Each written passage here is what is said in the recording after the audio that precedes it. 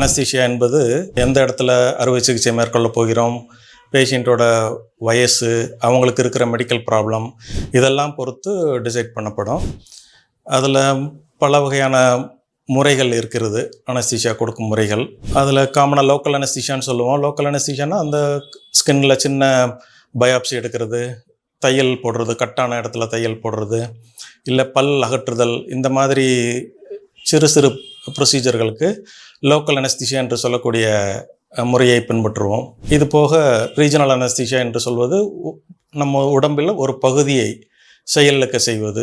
இதில் spinal anaesthesia, எபிடுரல் anaesthesia போன்ற முறைகள் இருக்கின்றன. மேஜர் ஆப்ரேஷன்ஸ் சொல்லக்கூடிய வயிறு, மார்பகம், இருதய அறுவை சிகிச்சை, நியூரோ சர்ஜரின்னு சொல்லக்கூடிய மூளை, அந்த மாதிரி அறுவை சிகிச்சைக்கெல்லாம் ஜென்ரல் அனஸ்தீசியா என்று சொல்லக்கூடிய முழு மயக்க முறை பின்பற்றப்படுகிறது. பொதுவாக மயக்க மருந்து எப்படி வேலை செய்கிறது என்று பார்க்கலாம். நாம் கொடுக்கும் மயக்க மருந்து முறை நமது பெயின் சிக்னலை மூளை வரை ரீச் ஆகாமல் பிளாக் பண்ணிடுது. அதுதான் பேசிக்கான ஒரு மெத்தடு. ஜென்ரல் அனஸ்தீசியாவில் நாம் கொடுக்குற மருந்துகள் எல்லாம் பேஷண்ட்டுக்கு வலி இல்லாமலும் நினைவு இல்லாமலும் நிலையை உண்டாக்குகிறது. ஒவ்வொரு பேஷண்ட்டுக்கும் பலவிதமான மெடிக்கல் ப்ராப்ளம் இருக்கலாம்.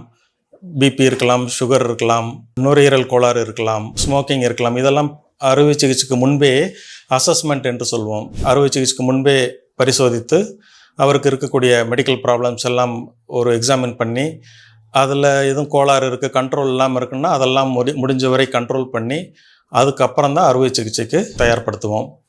இதற்கு ப்ரீ ஆப்ரேட்டிவ் அசஸ்மெண்ட் அந்த மாதிரி பேர். அதிகமான இருதய ப்ராப்ளம் அந்த மாதிரி இருக்குன்னா ஒரு இருதய நிபுணரோட கருத்துக்களும் கேட்டுக்கொள்வோம். அசஸ்மெண்ட் எல்லாம் முடித்த பின்பு பேஷண்ட் அறுவை சிகிச்சை கூடத்திற்கு அழைத்து வரப்படுவார். அங்கு மயக்க முறை அறுவை சிகிச்சை தேவைப்படும் இடத்தை பொறுத்து, பேஷண்ட்டுடைய கண்டிஷனை பொறுத்து மயக்கம் அளிக்கப்படும். ஸ்பைனல் அனஸ்தீசியா என்று சொல்லக்கூடிய முதுகில் தண்டுவடத்துக்கு அருகில் போடக்கூடிய இன்ஜெக்ஷன் மிகவும் பாப்புலரான ஒன்று. தொப்புள் இடுப்புக்கு கீழ் நடக்கக்கூடிய அதிக மெஜாரிட்டியான ஆப்ரேஷன்ஸ் ஃபுல்லாக இந்த ஸ்பைனல் அனஸ்தீசியா என்று சொல்லக்கூடிய இந்த முறையில் தான் நடந்து கொண்டிருக்கிறது.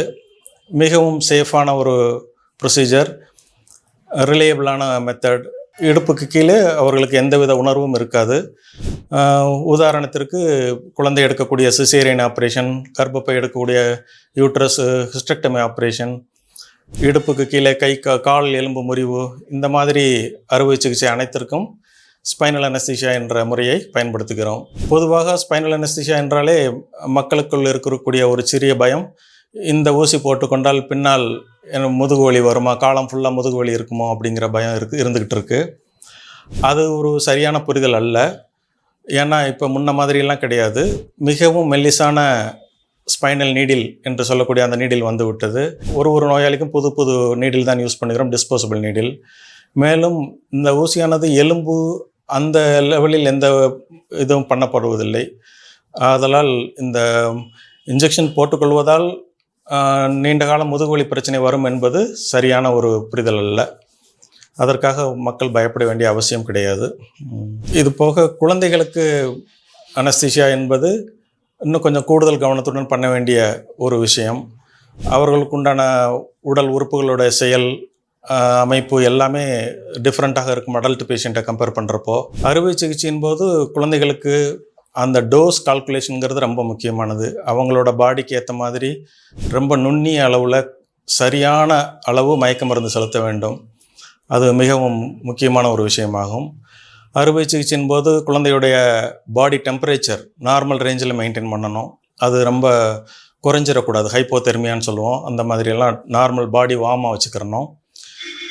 ட்ரிப்ஸு போடுறது எல்லாமே பாடியோட ஹைட்ரேஷன் சொல்லுவோம், அது எல்லாமே இப்போ கரெக்டாக மெயின்டைன் பண்ணணும். குழந்தைகள் ஈஸியாக ஆக்சிஜன் லெவல் குறைய வாய்ப்பு இருக்குது. அதனால் க்ளோஸாக மானிட்டரிங் பண்ணி அவங்களோட பாடி லெவலில் ஆக்சிஜன் குறையாமல் பார்த்துக்கிறணும். இதெல்லாம் குழந்தைகளுக்கு மயக்க மருந்து கொடுக்கக்கூடிய முறையில் கொஞ்சம் கவனமாக இருக்க வேண்டிய விஷயங்கள்.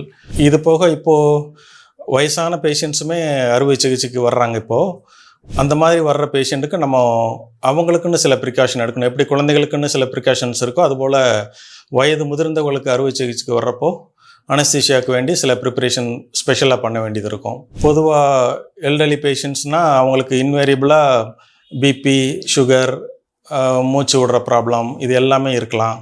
முதுகு எலும்பு அதில் எல்லாம் சில மாற்றங்கள் இருக்கலாம். ஸோ ஸ்பைனல் அனஸ்தீஷியானாலும் சரி, ஜென்ரல் அனஸ்தீஷியா எதுனாலுமே அவங்களுக்கு வந்து கொஞ்சம் ஸ்பெஷலாக கேர் கொடுத்து தான் பண்ண வேண்டியது இருக்கும். அறுவை சிகிச்சையின் போது மானிட்டர், இசிஜி மானிட்டர் எல்லாமே போட்டு க்ளோஸாக மானிட்டர் பண்ணணும் பேஷண்ட்டுக்கு. ஏன்னா வயசானவங்களுக்கு ஏற்கனவே ஹார்ட் ப்ராப்ளம் இதெல்லாம் இருக்குதுன்னா அறுவை சிகிச்சையின் போது அது ரிலேட்டடாக ஹார்ட் அட்டாக்கோ வேறு மூச்சு திணறலோ அந்த மாதிரிலாம் வர வாய்ப்பு இருக்குது. ஸோ எல்லாத்தையுமே க்ளோஸாக நம்ம மானிட்டர் பண்ண வேண்டியது இருக்கும். வலி உணராமல் இருக்கிற அளவுக்கு நம்ம பெயின் கில்லர் கொடுத்துக்கிட்டே இருக்கணும். ஏன்னா வயசானவங்களில் ஒரு பெரிய ப்ராப்ளம் அறுவை சிகிச்சைக்கு அப்புறம் டெலீரியம் சொல்லுவோம். ஒரு குழப்பமான ஒரு மனநிலைக்கு போயிடுவாங்க, வயலண்ட் ஆயிடுவாங்க. ஸோ அதுக்கெல்லாம் வந்து ஆக்சிஜன் லெவலை நார்மலாக வச்சுருக்கணும். வலி உணராத மாதிரி அடிக்குவேட்டாக பெயின் ரிலீஃப், பெயின் கில்லர் கொடுத்து வச்சுருக்கணும். ஹைட்ரேஷனையும் மெயின்டைன் பண்ணணும். ஏர்லியராக வந்து பேஷண்ட்டை கொஞ்சம் மொபிலைஸ் பண்ணி நடக்க செய்யலாம் விட்டுறணும். அந்த மாதிரியெல்லாம் பண்ணியிருந்தோம்னா இந்த ப்ராப்ளம் வராமல் இருக்கும். போஸ்ட் ஆப்ரேட்டிவ் பீரியட்னு சொல்லக்கூடிய அறுவை சிகிச்சைக்கு பிந்திய அந்த ஸ்டேஜ்லேயும் இருதய ப்ராப்ளமோ, பிபி கூடுறதோ குறையிறதோ, மூச்சு திணறலோ வர வாய்ப்பு இருக்கும். அதெல்லாம் க்ளோஸாக மானிட்டர் பண்ணி அந்தந்த ப்ராப்ளத்துக்கு ஏற்ற மாதிரி சரி பண்ண வேண்டியது இருக்கும். இதெல்லாம் வயதானவங்களுக்கு நம்ம பண்ண வேண்டிய முறை. இது போக கான்சியஸ் செடேஷன்னு ஒரு ப்ரொசீஜர் இருக்குது. அதை வந்து ப்ரொசீஜரல் செடேஷன்னு சொல்லுவோம். சின்ன சின்ன பல் சம்மந்தப்பட்ட மைனர் ப்ரொசீஜர்ஸு, எண்டோஸ்கோப்பின்னு சொல்லுவோம். வயிறில் அல்சர் இருக்கா அந்த மாதிரி ஒரு டியூப் போட்டு பார்ப்போம், நம்ம லைட் அடித்து பார்ப்போம், எண்டோஸ்கோப்பின்னு சொல்லுவோம். இந்த மாதிரி ப்ரொசீஜருக்கெல்லாம் பெரிய லெவலில் அனஸ்தீசியா தேவைப்படாது.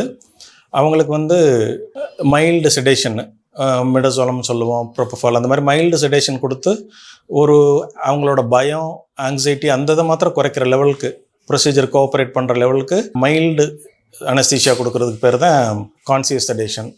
ஈஸியாக அவங்க எழும்புற லெவலில் தான் இருப்பாங்க அவங்க. இந்த மாதிரி ஒரு ப்ரொசீஜர் இருக்குது.